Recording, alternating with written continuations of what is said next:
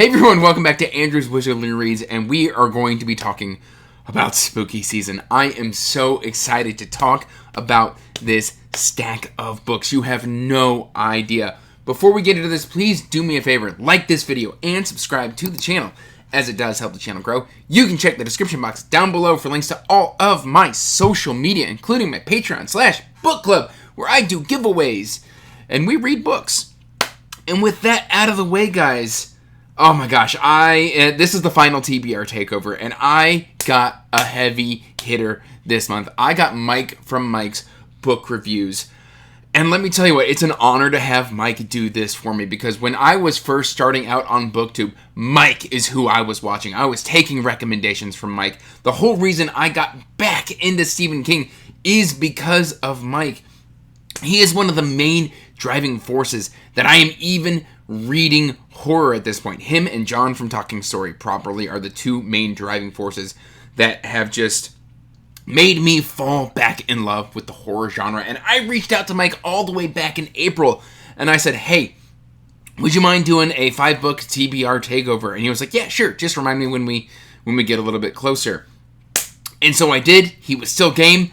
And yeah, without really any further mucking about, I am going to let Mike take it away with the 5 books that he picked. Hey, what's up, bookworms? So Andrew hit me up and said, Mike, I would love if you would pick my TBR for the month of October. And I said, spooky season? Absolutely. You know what I can do is I would love to pick the 5 books that you're going to DNF in October. I would be proud to do that for you. So we're going to kind of go through each one of them here very, very briefly. First, how about we start with a little body horror? And I think The Troop is going to be a book that any Stephen King fan can appreciate.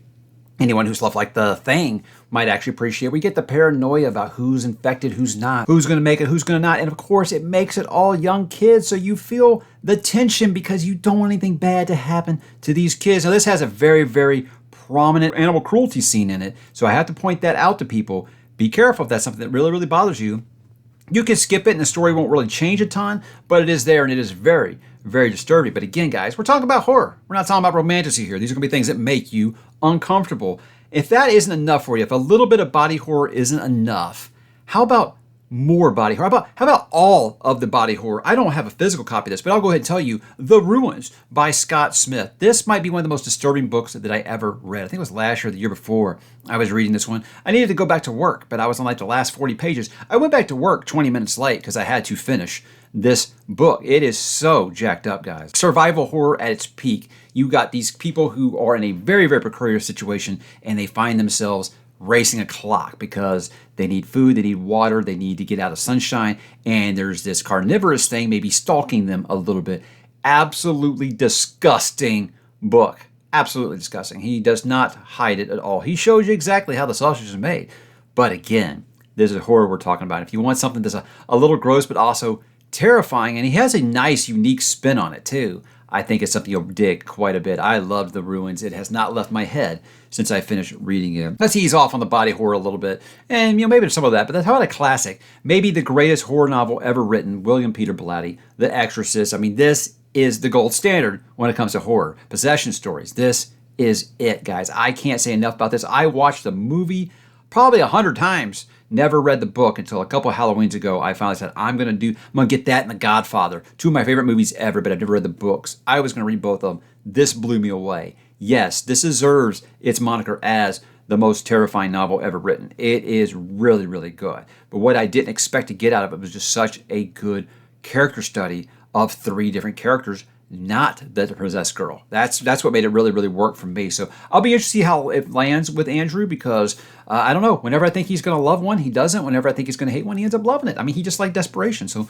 we'll talk about that here in a second. How about I Know What You Did Last Summer, But Gone Wrong, with a little bit of supernatural question mark sprinkled in. But that's the way that Ronald Malfi does things. He keeps you guessing. Is it supernatural? Is it not supernatural? This book had some incredible twists that I never saw coming, and the ending is an all-timer. This is incredible stuff. Besides Blackmouth, this might be my favorite one. So when Andrew told me he hadn't read this yet, I said, this is definitely the one that I'm picking. Ronald Malfi is a horror author I fell in love with this year. He is my favorite modern horror author working right now. He's incredible. I can't wait to talk to him, and I can't wait for Andrew to read more of him because I think us King fans will really like Ronald Malfi, and this is no different. Incredible twists in this book, and I can't wait to hear what Andrew does think about them. As for the King himself, I had to ask Andrew to send me a list of pre-2000 horror books by King that he hadn't read. And when I saw this one pop up, I said, well, Gerald's Game is going to be the one that I recommend because I think that Gerald's Game gets so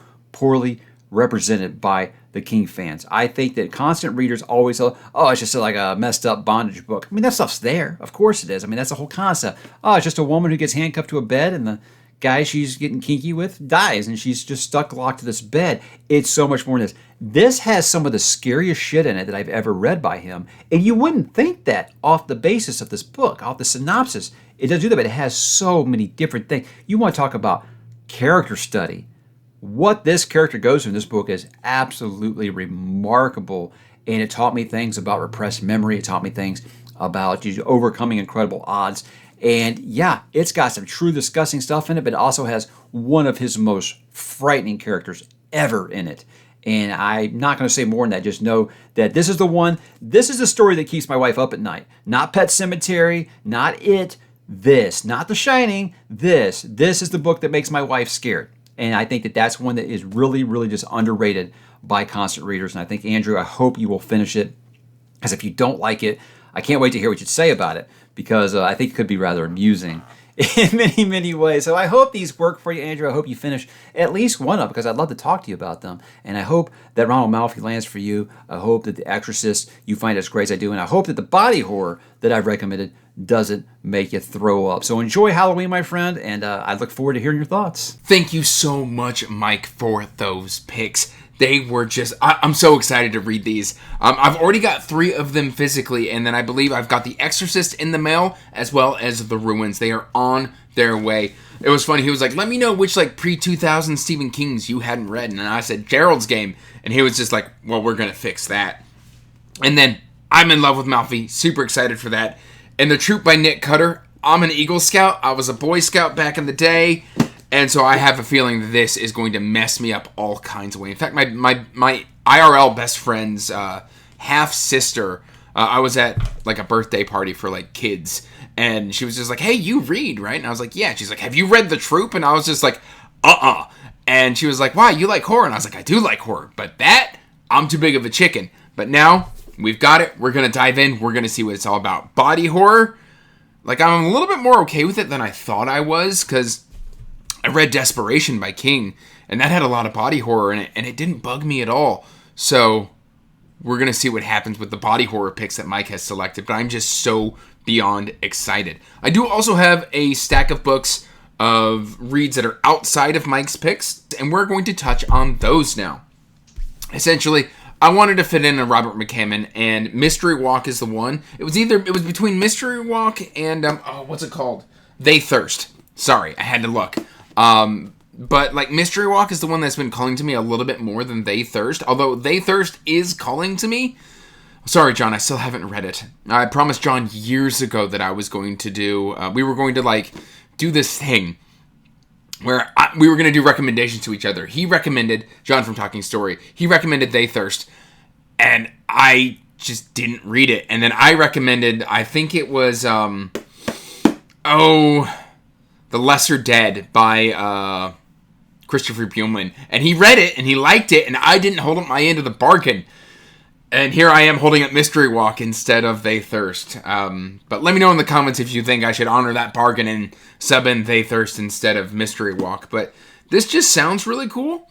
The sacred and the satanic. One heals the living, the other talks to the dead. They first face each other in the uproar of a tent revival meeting. In years to come, they will be haunted by the same dream of an eagle of smoke, locked in combat with a snake of fire. They will grapple with restless spirits roaming the dark Alabama woods and infesting a burned-out Chicago hotel. They will be deadly rivals in this earthly plane and beyond. And on a sacred slab of Mexican desert, they will join forces against the ultimate power, the shape changer, the beast that feeds on confusion and fear. That just sounds so cool, and I can't wait to dive into this. I got a nice little Mass Maker paperback of this, And I've got the audiobook. So, yes, I'm here for that. Then, continuing on with, I almost said Memories Are and Thorn. Last King of Osterland, we've got Empire of Grass. And I decided to start slowing down on this series. I was going to do one a month, and I'm not really feeling chonkers right now, so my answer to that was to split each book in two. So I'm reading half a book a month. So I'm going to read half of Empire of Grass during Spooky Season. This is the only fantasy book you are going to see, and then in November, I'm going to finish Empire of Grass. But yeah, I don't expect this to be as good as The Witchwood Crown was, but man, Ted Williams is just an absolute legend of a writer. Please be sure to check him out. And then, of course, Patron Book of the Month. This is the book club book. This is Peter Straub's Ghost Story. And I tried to read this last Spooky Season, and I think I had the wrong impression of what was happening. And it, like, the back of the book says it's one thing, and then, like, you dive in, and it feels like something else, and that kind of put me off of it for a year. But I'm here. I'm ready for it. In fact, this was one of the books that Mike, like, floated to me about potentially picking, and I was like, actually, I'm already reading that this month. And he was like, never mind. And yeah, this one is, I think it's about like 3 old men sitting around telling themselves ghost stories, but like it jumps in and starts in with a ghost story instead of like 3 men getting together, which I guess my expectations were wrong. What is the worst thing you've ever done? In the sleepy town of Millbourne, New York, 4 old men gather to tell one another stories, some true, some made up, all of them frightening. A simple pastime to divert themselves from their quiet lives. But one story is coming back to haunt them in their small town. A tale of something they did long ago. A wicked mistake, a horrifying accident. And they are about to learn that no one can bury the past forever. This just sounds really, really cool.